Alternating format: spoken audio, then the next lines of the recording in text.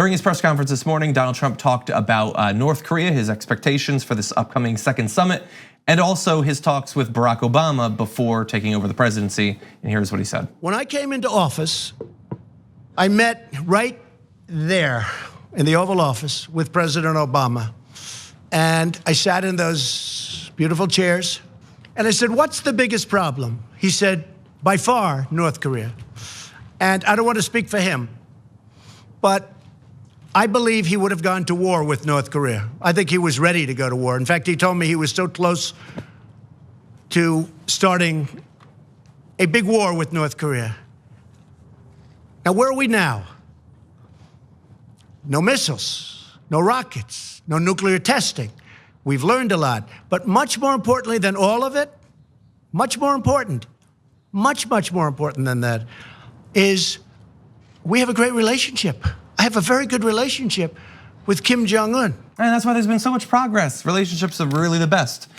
So here's the thing, when you say, I don't want to speak for a person, maybe it's like, I don't want to speak for a person, I think his favorite ice cream is vanilla.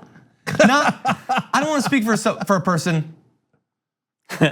He was gonna start a nuclear apocalypse. That's what he just said right there. But no, he even said it a little further. He said, in fact, he told me. Yeah. So he did, yes, that's an important distinction. He did not just, because he did say, I think he would have gone to war, but then he reverted to, he told me he was going to start a war with North Korea, a nuclear power, a power that, even if it didn't have a single nuclear weapon, could kill almost instantaneously hundreds of thousands of people in South Korea, let alone its other traditional arms, its massive military, and of course, on top of it, nuclear weapons. I have not seen a response from Barack Obama or anyone in his foreign policy team. I feel like it merits one. If you are accused of having been on the verge of annihilating the human race. Yeah, so, I mean, where do you start with the insanity? Okay, that's point one.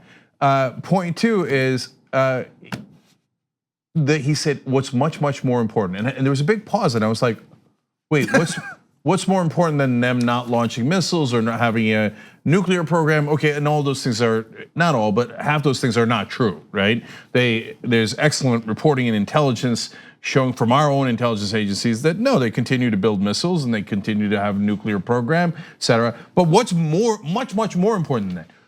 I have a good relationship with them. So, okay, Kim Jong-un complimenting you is more important than the facts and whether they're actually a threat or not.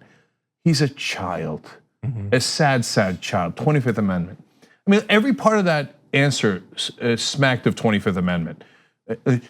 Just right in there in the beautiful chairs. Like, why the random reference? It's like when he was criticized for shooting the paper towels in Puerto Rico to the victims of the hurricane. He's like, they were beautiful soft towels. They were just normal paper towels wrapped in plastic. Like, but he's got a problem, man. He has a psychological problem. He has a little mind surrounded by big problems.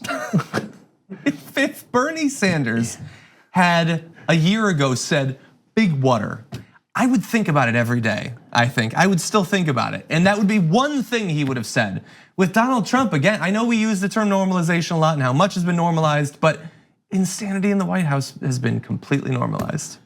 Yeah, no, that's a great point. I never thought about it that way, John. If Bernie Sanders had said Puerto Rico is an island surrounded by water, big water, ocean water, I'd be like, oh no, did something happen to Bernie? Now I'm a little concerned, and I'd think about it. If Bernie Sanders had ordered his private security detail to raid his doctor's offices and steal his own files, which is what Donald Trump did, I'd be like, oh my God, is there something wrong with Bernie Sanders? Both his medical records, which apparently had to be stolen from his own doctor, and that he's lost his mind and he's sending in goons to his doctor's office. Right? I forgot about that. Right? 25th Amendment, the guy's obviously plainly crazy.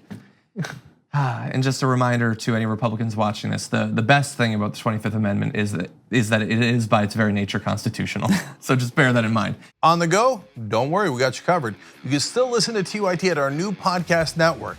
Find us on Apple Podcasts, the Google Play Store, or at tyt.com/podcast.